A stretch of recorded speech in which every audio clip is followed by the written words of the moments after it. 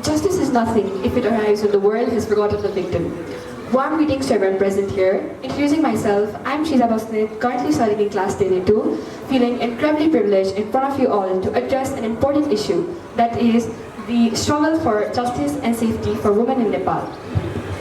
Recent events in Nepal have shown us that there is lots of struggle for girls and women to fight for their justice and safety.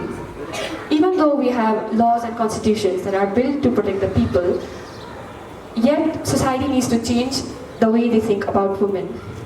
The recent case of a young girl, Garima Chaudhary from Simra, her case has deeply affected the entire country.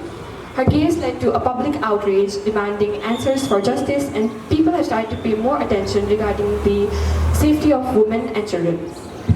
It's still hard to believe the fact that she had to become a part of this violence, a victim of this violence at such a young age. But we must all make sure that Garima isn't just the only name that lingers around the public for a few days and disappeared. Her family is demanding for justice, and it needs to be treated with seriousness.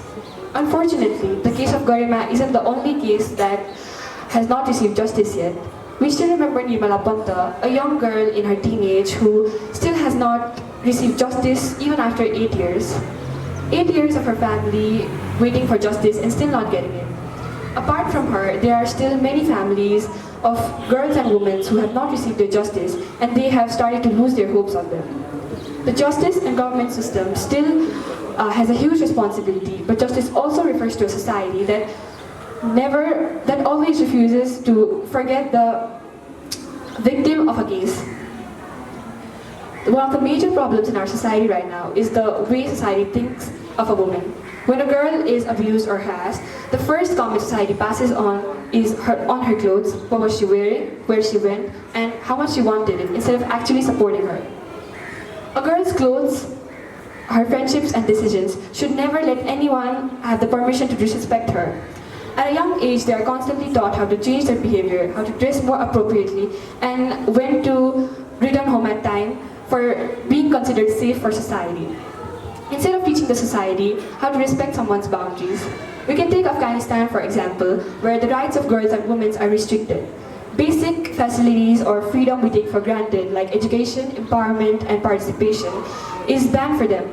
Even though both the country's situation is completely different, but it all comes to a linking point, that is, women's rights should never be restricted and never be taken for granted.